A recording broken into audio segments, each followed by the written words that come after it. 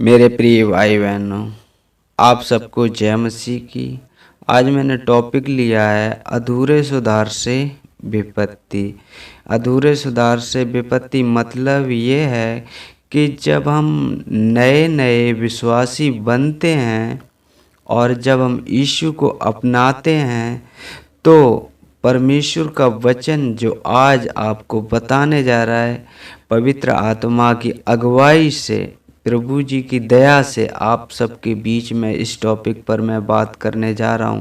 तो परमेश्वर की दया और परमेश्वर का अनुग्रह हो कि हमें भी समझाने में आपकी मदद करे और आपको भी समझाने में आपकी मदद करे। तो वचनों में जाने से पहले हम छोटी सी प्रार्थना करते हैं ताकि पिता परमेश्वर हमें जो मेरी अगुवाई है वो सही सही कर सके। हालेलुया। तो आइए हम छोटी सी प्रार्थना करते हैं।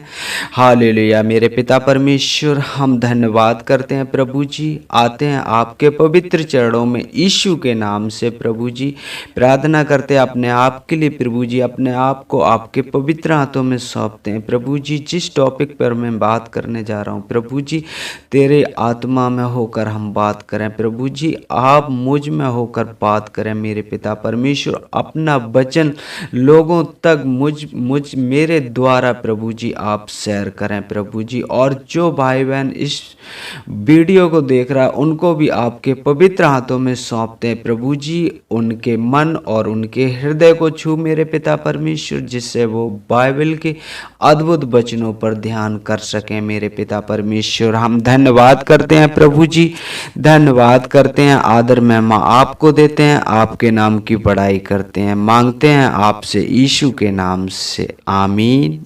आइए हम वचन पढ़ते हैं। मत्ती की पुस्तक 12 अध्याय वचन 43 और 44।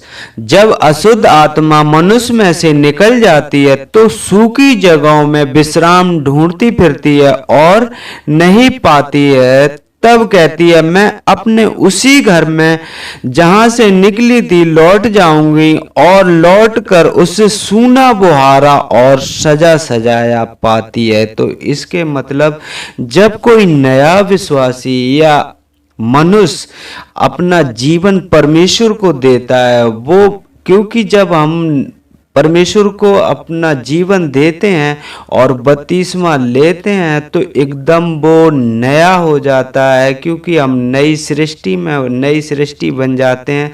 तो जब हम परमेश्वर को अपने अंदर, मतलब कि परमेश्वर के वचन को अपने अंदर नहीं रखते, उन्हें याद नहीं करते हैं, जब हमारे अंदर प्रभु यीशु की आत्मा नहीं होगी तो जो दुष्ट आत्मा हमारे अंदर से निकली है वो लौटकर उसी घर में आ जाती है। एक वचन का सहारा ले रहा हूं, मत्ती 4 अध्याय 24 वचन। और सारे सीरिया देश में उसका यश फैल गया और लोग सब बीमारियों को, जो नाना प्रकार की बीमारियों और दुखों में जकड़े हुए थे और जिनमें दुष्ट आत्माएं थीं, और मिर्गी वाले और लकवे के रोगियों को उसके पास लाए और उसने उन्हें चंगा किया। देखो, उसके पास लाए। जब हम विश्वास करते हैं तो हमें भी परमेश्वर की संगति करना चाहिए। परमेश्वर की संगति हम कैसे करेंगे? जब हम उसके वचन पढ़ेंगे और उन वचनों को लेकर प्रार्थना करेंगे, तब हम उसकी संगति करते हैं। हालेलुया। और आगे वचन देखते हैं, मत्ती 12 का 45। तब वह जाकर अपने से और बुरी 7 आत्माओं को अपने साथ ले आती है और वे उसमें बैठकर वहां वास करती हैं, और उस मनुष्य की पिछली दिशा पहले से भी बुरी हो जाती है। इस युग के बुरे लोगों की दिशा भी ऐसी ही होगी। तो परमेश्वर बताना चाहता है आपको, यदि आपने यीशु मसीह पर विश्वास किया है और हर एक परेशानी से बचना चाहते हो, तो आपको आपको बाइबल भी पढ़नी पड़ेगी और परमेश्वर के वचन भी याद करने पड़ेंगे, क्योंकि जब तक हम वचन याद नहीं करेंगे तो हम प्रार्थना कैसे करेंगे। और वचनों को लेकर हम प्रार्थना करते हैं, और तब जो शैतान जो दुष्ट आत्मा हमारे अंदर से निकल गई थी, वो अगर आने भी चाहे हमारे अंदर, क्योंकि हमारे अंदर यीशु मसीह है, हमारे अंदर उनके वचन है, तो वो जगह नहीं पाती है, फिर वो वापस लौट जाती। अगर परमेश्वर का वचन हमारे अंदर नहीं है तो वो सोचती है ये सूना बहारा हुआ है, और इसमें बैठ जाते हैं तो अपने से और बुरी सात आत्माओं को ले आती है, जिससे कि उस दिशा में जो मनुष्य होता है तो पहले जो दिशा थी उससे भी खराब उसकी हो जाती है। इसलिए मैं कहता हूँ आप सबसे कि आप बाइबल पढ़ें और ज़्यादा से ज़्यादा परमेश्वर के वचन याद करें, और हमेशा वचन याद करें, और याद करके वचनों को और प्रार्थना करें, तो दुष्ट आत्मा, शैतानी आत्मा आपके पास नहीं आएगी। हालेलुया।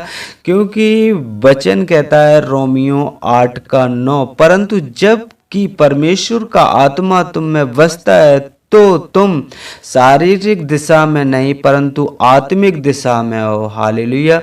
परमेश्वर का वचन कहता है यदि परमेश्वर का आत्मा तुम में बसता है तो तुम शारीरिक दिशा में नहीं बल्कि आत्मा की दिशा में, आत्मिक दिशा में हो। हालेलुया।